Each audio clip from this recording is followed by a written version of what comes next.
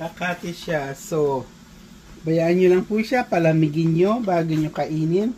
Mas maganda po kasi kainin ito na malamig. Hindi mainit.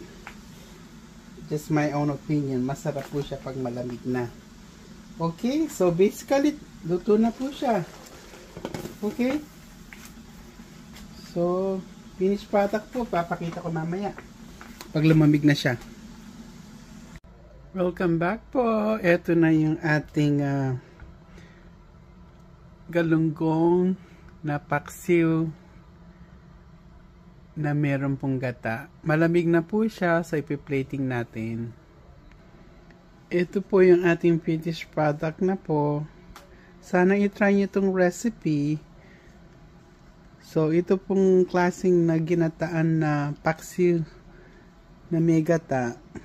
Mas masarap po to